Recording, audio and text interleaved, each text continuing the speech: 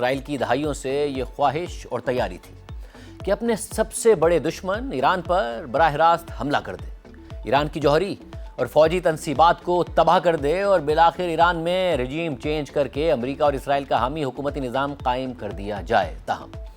اسرائیل شدت سے یہ بھی چاہتا تھا کہ اگر وہ ایران سے جنگ چھیڑے تو اس میں امریکہ بھی براہ راست شریک ہو جائے، کیونکہ اسرائیل فوجی اور انٹیلیجنس کے لحاظ سے کافی زیادہ صلاحیتیں تو رکھتا تھا، لیکن اتنی طاقت اور صلاحیت نہیں رکھتا تھا کہ وہ اکیلے ہی ایران میں یہ سارے اہداف حاصل کر سکے۔ لہٰذا اسرائیلی حکومت اور امریکہ میں اسرائیلی لابی کئی امریکی صدور کے دور میں دہائیوں تک یہ کوششیں کرتے رہے کہ امریکہ اسرائیل کے ساتھ مل کر ایران پر حملے کے لیے راضی ہو جائے۔ اسرائیل امریکہ کو اپنی اس جنگ میں گھسیٹنے کے لیے ایک کے بعد ایک جواز پیش کرتا رہا، لیکن جہاں مختلف امریکی صدور اسرائیل کی حد سے زیادہ حمایت کرتے رہے اور اس کے کہنے پر ایران کو معاشی لحاظ سے دیوار سے لگاتے رہے، مگر وہیں اسرائیل کی اس دلیل سے کوئی بھی امریکی صدر قائل نہیں ہوا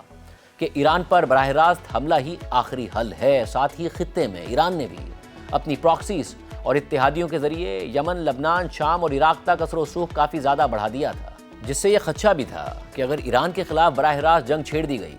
تو پورے خطے میں اثرات نظر آئیں گے۔ مگر یہ سب کچھ اکتوبر 2023 تک کا منظرنامہ تھا کہ جب ایران خود بھی مضبوط نظر آتا تھا، حزب اللہ سمیت اس کی پراکسیز بھی با اثر نظر آتی تھی، شام میں بھی ایران کی حمایتی حکومت تھی، مگر اکتوبر 2023 کے بعد خطے میں جو تبدیلیاں آئیں اس نے یہ سارا منظرنامہ ہی بدل کر رکھ دیا، جس کے بعد اسرائیل نے نہ صرف گزشتہ سال جون میں مذاکرات کے دوران ہی ایران پر براہ راست حملہ کرنے کی اپنی دیرینہ خواہش کو پورا کر لیا، اور پھر امریکی صدر ٹرمپ کو ایران کی نیوکلیئر تنصیبات پر B-2 بمبار طیاروں سے حملہ کرنے کے لیے بھی راضی کر لیا، بلکہ رواں سال فروری میں بھی امریکہ کو قائل کر لیا، صدر ٹرمپ کو قائل کر لیا کہ وہ بھی اسرائیل کے ساتھ مل کر ایران پر حملہ کر دیں اور جنگ میں پوری طرح حصے دار بن جائیں۔ یہاں تک کہ اب امریکی انتظامیہ کے سابق اعلیٰ عہدیدار یہ کہنے پر مجبور ہو گئے ہیں کہ کوئی امریکی صدر اسرائیل سے قریبی تعلقات کے باوجود اسرائیلی حکومت کی ان باتوں میں نہیں آیا تھا کہ ایران پر براہ راست حملہ ہی مسئلے کا آخری حل ہے، لیکن صدر ٹرمپ بالآخر نیتنیاہو کی باتوں میں آ گئے۔ انہیں لگا کہ جیسے وینزویلا میں رجیم چینج ہوا ویسے ہی ایک اسٹرائک میں خامنائی کی شہادت کے بعد ایران میں بھی ہو جائے گا۔ سابق امریکی وزیر خارجہ جان کیری نے حال ہی میں اپنے ایک انٹرویو میں کہا کہ اسرائیلی وزیر اعظم نیتنیاہو نے کئی بار مختلف صدور کے دور میں امریکی انتظامیہ پر زور ڈالا کہ امریکہ ایران پر حملہ کر دے، لیکن کوئی بھی صدر نہیں مانا۔ جان کیری کے مطابق نیتنیاہو نے یہ پروپوزل سابق امریکی صدر براک اوباما کے سامنے رکھا، لیکن وہ بھی نہیں مانے، صدر بائیڈن نہیں مانے، صدر بش بھی نہیں مانے، لیکن ٹرمپ وہ واحد صدر جو راضی ہو گئے۔ اسی طرح سابق امریکی وزیر خارجہ ہلری کلنٹن نے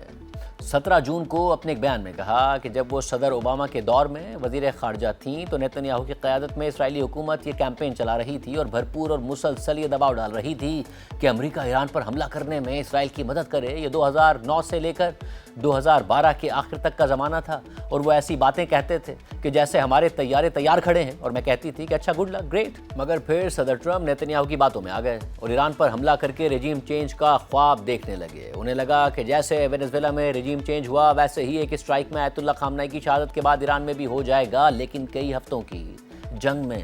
ایران میں تباہی پھیلانے، ایرانی حملوں کی وجہ سے عرب ممالک میں تباہی ہونے اور اسرائیل کے حملوں کی وجہ سے لبنان میں تباہی ہونے اور امریکہ کے اربوں ڈالرز کے اخراجات کے باوجود امریکہ ایران میں وہ ہدف حاصل نہیں کر سکا کہ جس کی امید دلا کر نیتنیاہو نے امریکہ کو جنگ میں گھسیٹا تھا، بلکہ الٹا ایران جس کا اثر و رسوخ کمزور پڑ گیا تھا وہ دوبارہ بحال ہونا شروع ہو گیا۔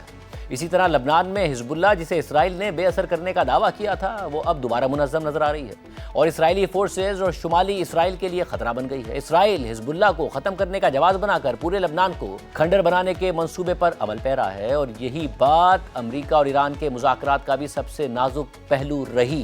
اسی طرح جنوبی لبنان کے بڑے علاقے پر اسرائیلی فورسز کا قبضہ ہے جسے وہ چھوڑنے کے لیے تیار نہیں ہے۔ ساتھ ہی حالیہ ہفتوں میں حزب اللہ کی کارروائیوں کے بعد اسرائیلی فورسز حزب اللہ کو دوبارہ سے ایک طاقتور دشمن کے طور پر دیکھنے پر مجبور ہو گئی ہیں۔ حالانکہ امریکہ اور اسرائیل نے رواں سال فروری میں ایران پر حملہ کیا تھا تو حالات بالکل مختلف تھے اور مکمل طور پر اسرائیل کے حق میں جا رہے تھے۔ اسرائیلی حکومت اور انٹیلیجنس کا بھی یہ اندازہ تھا کہ 7 اکتوبر 2023 کے بعد اسرائیلی فورسز نے لبنان میں حزب اللہ کو اتنی طاقت سے کچل دیا ہے کہ اب وہ اسرائیل کے لیے خطرہ ہی نہیں رہی بلکہ بے اثر ہو کر رہ گئی ہے۔